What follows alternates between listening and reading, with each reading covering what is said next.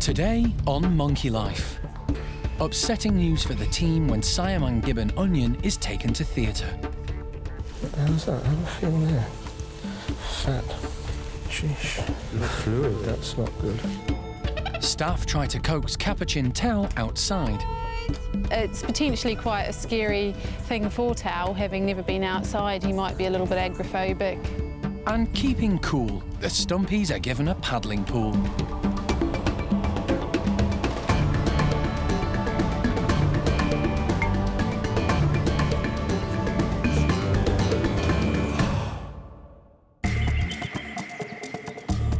Monkey World in Dorset, buried deep in the English countryside, is one of the oldest sanctuaries of its kind on the planet. For 25 years, the team have been rescuing and rehabilitating abused and unwanted primates from all over the world. Next stop, Monkey World in Hananya's group. The park is led by Dr. Alison Cronin and is home to more than 240 monkeys and apes.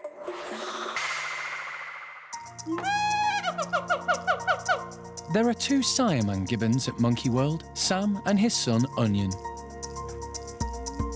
Siamangs are the largest of all gibbons and also the loudest. Their song is distinctive as it's amplified by their huge throat sacs. Onion is just 11 years old. He was born at the park as part of the European Endangered Species breeding programme. But over the past few weeks, the veterinary team have become concerned about his health. So they've decided to investigate. As with all the primates, Onion has had to be anaesthetised to carry out tests. For the last 10 days now, his appetite's been very variable, and we don't really know what's going on with him. The blood samples haven't been particularly helpful, and he's also got a mild bacterial infection which may or may not be significant. An X-ray shows some stones in Onion's gut. He has these stones, and on first glance they look as if they're in the bladder area, in the pelvis, and they should be coming on through. We feel that we need to look in there and try and remove them and see if that will get things right. The problem is, we're not going in here saying this is the reason, and if we take those out he's going to be better, because we don't know why he's eaten them in the first place. Has he eaten stones because he doesn't feel well? Does he just want to play around with them in his mouth and then, oops, I've eaten them? We've never seen any stones come out in either their feces, for example. The team are particularly worried about the stones because in 2009, Onion's mum Sage tragically died when she swallowed a fruit stone which perforated her gut. They can't take any chances. They have to operate. He can't go on as he is because he's not really eating to any degree. He chews it round in his mouth. He's not a happy animal at all. And that's upsetting to his father, Sam, who he's very, very close to. And Sam is almost intensely grooming him, pushing him. Come on, why don't you want to play? Why aren't you doing this? So the whole behaviour is changing with him. Mike and his veterinary colleague Thezar prepare Onion for surgery. The team will monitor him carefully throughout the procedure. Right, he's come down to about 90. Before they begin, Mike and Thezar feel Onion's belly for anything unusual. Yeah, what do you think? It's super prominent. Here, just here. That spleen on that side? Here, just under my finger. I mean, that's quite firm now. They found an abnormal swelling. Things could be far more serious than they first thought.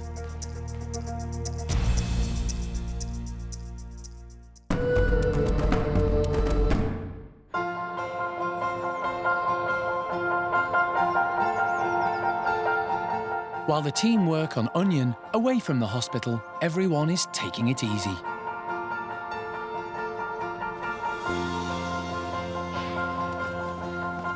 At the Stumpy enclosure, staff have decided to help the macaques keep cool.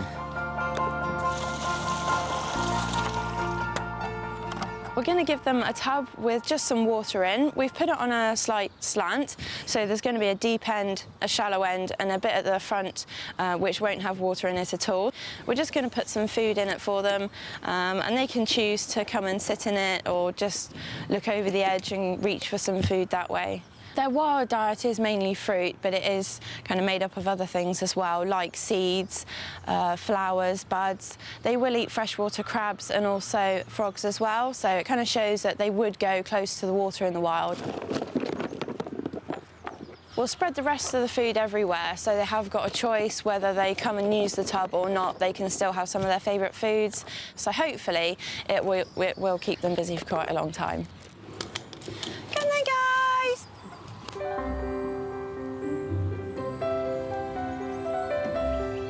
Noreen ignores the paddling pool, but quickly grabs some of the food that's been scattered, while Paddy sensibly sits in the shade.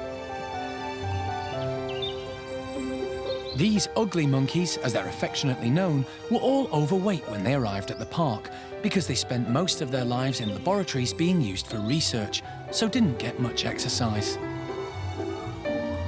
There's a strict pecking order in the group, which means the more dominant macaques have priority when it comes to food. But lowest ranker Phil, who has least authority in the group, has quietly managed to get his hands on some of the goodies. Charlie is keen to put Cola in her place.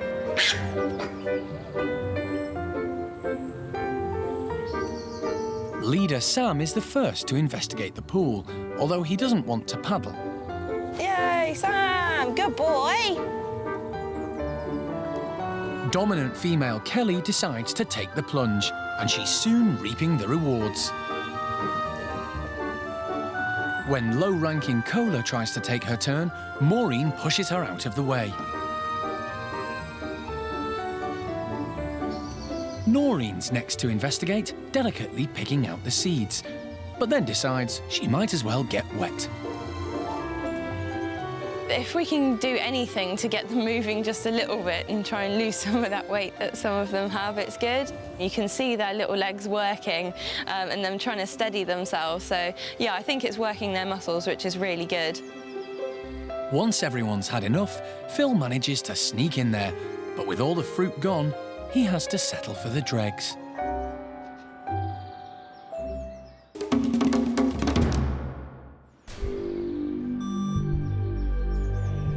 At the park's hospital, the team are very worried about siamang gibbon Onion.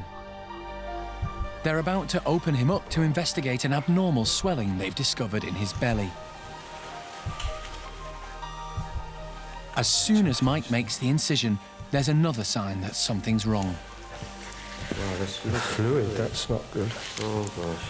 That is not good. But that doesn't show on the X-ray, does it? No. So much fluid in the abdominal cavity is bad news.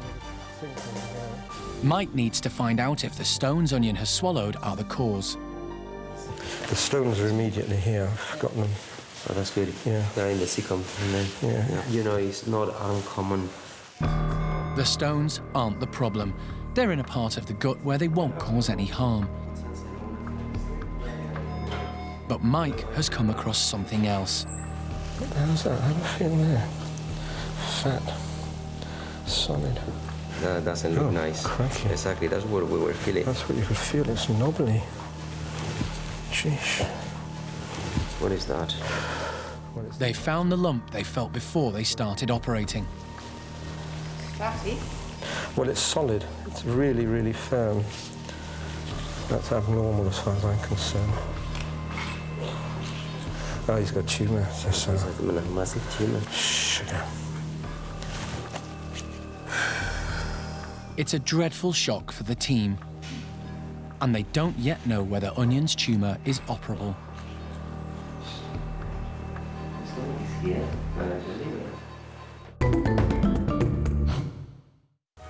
At Monkey World's hospital, the park's vet, Mike Nathan, and his colleague Thazar are trying to remove what looks like a massive tumour from siamang gibbon Onion's stomach. This is it. The stones are secondary. This is where the spleen should be. And it's not possible that that's anything other than a tumour? I don't think so. They can only cut out the tumour if it's not firmly attached to Onion's vital organs. This is operable or is not, that's the question. So we need to check, we need to give it the benefit of the doubt. Let's crack on and... Yeah, obviously we don't want him to be in pain. If we can have a go at removing what we can and see how he goes. Yeah. It's attached to the abdominal wall down there. This is unoperable. This looks bad, Alison. That's all right. Yeah, I'm very sorry. It's bad news. No one was expecting this. The spleen has been completely Taken over. infiltrated by this mass. Oh, sorry. Okay. I'm very sorry. Sorry. You guys all good with that? Everybody in agreement? Can you get the euthytal, Jeremy? We can inject it into the vein that's there already. Mike has no choice. He can't save Onion, so he has to put him to sleep. The tumour is too big.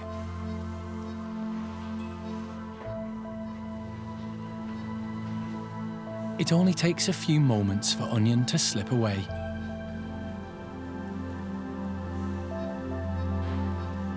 It's devastating for everyone. Mike was there when Onion was born. If you've got a loved pet that has something that's inoperable, to bring it back round to die slowly is horrible. I feel particularly sad because he was my caesarean. We've tried to treat the simple things first, and the things we can't treat, you have to be realistic, sadly.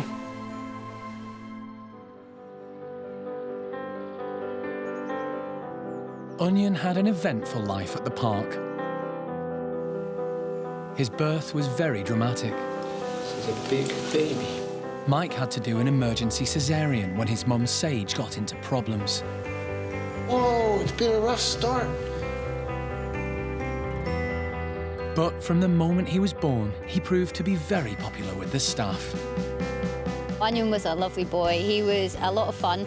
He had a really good character. Very, very playful, very affectionate towards us and towards his dad as well. When Onion's mum died, obviously he was a little bit sad. Like any animal losing a parent, it's a big shock, and life is very, very different. He was very lucky that he has Sam, a very supportive dad, and he has a very close relationship with, and they just bounced off each other to help each other through it. If they were in the house, they'd be together. If they were outside, they'd be together, up in the trees, singing together every day as well. So just watching him having that close bond with his dad, it was just so beautiful to see.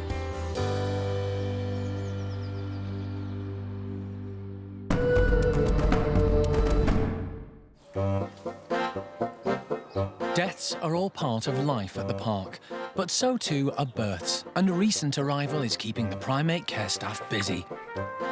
Woolly monkey Lena had a baby boy along with dad Wasker, and the keepers have finally decided on a name. We've decided to call him Milo, which includes the initials of both of his parents as well, so it's a bit sentimental. Milo's fantastic. He's really advanced for such a little woolly. He's already coming off of his mum, so he's quite brave, and to do that he has to feel really secure in the group that nobody's going to harm him. So that's brilliant. He's also already climbing, which is very early for such a young man, and he's starting to try and walk on the ground. We always try and be a little bit cautious, but they're doing a brilliant job without us intervening at all, so we're just going to let them carry on being a family, and as long as they carry on doing a fantastic job, we've got nothing to worry about. Since having Milo, Lena's status within the group has risen, and Oscar is paying her more attention. But staff are keen to make sure the other two females, Quappa and Zingu, are not left out. Today we've made some frozen treats for Oski's group of woolly monkeys. They're just a mixture of raspberries all squished up and yoghurt mixed together. Part of me thinks that they might pick it up and then throw it on the floor because it's cold. But hopefully, maybe when it thaws out a little bit and it gets a little bit warmer, they'll enjoy them more.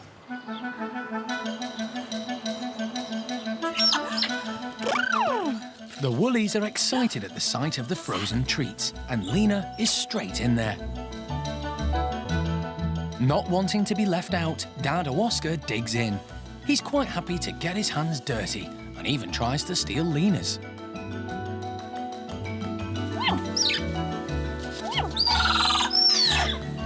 They seem quite happy. Quapper's now got in on the action too. And even baby Milo is having the odd crumb. He does taste solid, so whenever we put food in, he is taking bits. So he has had a little bit of a lick of this. So definitely, he tries to taste everything, really, that he can get his hands on. But woolly monkeys don't tend to give their babies food. The babies have to pick it up, and a lot of the time, they'll pick up what's been dropped onto their mum. So he'll pick food off her, and then when she sits down, he'll be able to get off and grab his own food. So he has to work for a little bit, even at a tiny age. Woolly monkeys come from South America, and in the wild, their diet mainly consists of fruit. But they'll also eat nuts, seeds, leaves, flowers, insects, and even small reptiles. Here at the park, Oscar seems to be quite happy with his raspberry treats.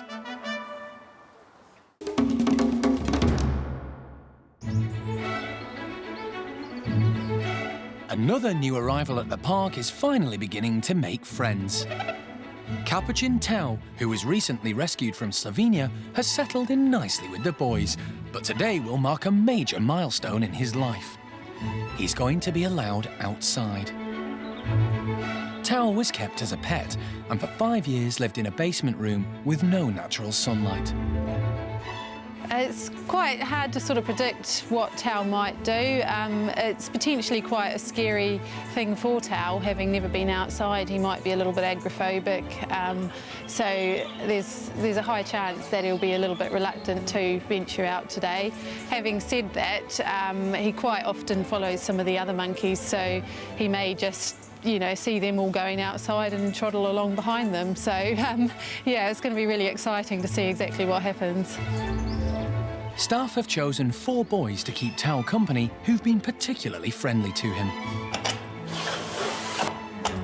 Come on, boys! Winslow and Bruce take the lead, and Diaz quickly follows. But Tao doesn't seem keen to go with them, preferring the security of the bedroom. Diaz tries to encourage his friend out, while Winslow is more interested in his stomach. Bruce hot-foots it on the hoses, but Tao's still reluctant. He seems quite tired this morning. He's been quite active first thing and sort of eating and moving around and sort of exploring, and I think it's all just taken its toll on him now, and for the last half hour or so he's been asleep on his blanket in his tube, so it's going to be a big change for him to go out there, and it's quite a big wide open space that he's not really used to, so it could take sort of a few hours, or it could take a few days for him to sort of get brave enough to go out. Finally, when the others aren't watching, Tao makes a break for it. And it's not long before he's on the hoses. Staff are hoping this kind of exercise will help to build up his wasted muscles. In the wild, capuchins forage for their food, but having been a pet, Tao has never had to do this. So he amazes everyone when he takes Bruce's lead and begins to dig out some worms. I would never have thought that on his first day he'd actually be foraging around, and also the way he's been moving is amazing when you think back to what he was like a month ago, and now he's clambering on the cargo net, which some of our other boys are quite nervous to do, and although he still looks a little bit ungangly at times, he's coping very well. It hasn't been that long since he's been here at Monkey World. It's been just over a month. So to think of all the things he's actually gone through since he's come here, and just how relaxed he actually looks out there is really amazing. There's a long way to go, but it's good to see these positive signs early on.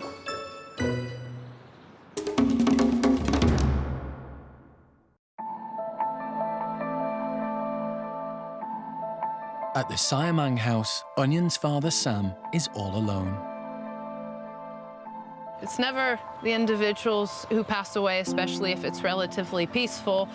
It's the individuals that get left behind that are so sad. And now, of course, all of our thoughts turn to Sam, and how is he going to get on with his life, and how is he going to be okay? And now it's a case of we have to decide what do we do for him in the long run? Should he go back out into his enclosure all on his own? And that's my greatest concern, is letting him out into that huge stand of trees and then him freaking out trying to find his family. It's very sad, but in my mind anyway, the one thing that he does still have here is his home. And so we'll let him back out into his home, and hopefully he'll feel comfortable and confident enough that he's okay to ride it out as a single male siamang gibbon for the short term, and then we'll start making plans for future. Gibbons need company, and it may be that Sam will end up having to leave the park. Actually, the only thing that matters in my mind is Sam's welfare and happiness. So if that's him staying here and us bringing a mate to him, good. If that's him actually going someplace else because he can be with a mate on a nice island someplace else, that's okay too. Sam's very important to everybody here at Monkey World, so we will ensure 100% that his future is planned out, looked after, and that he's going to have a good and a happy one.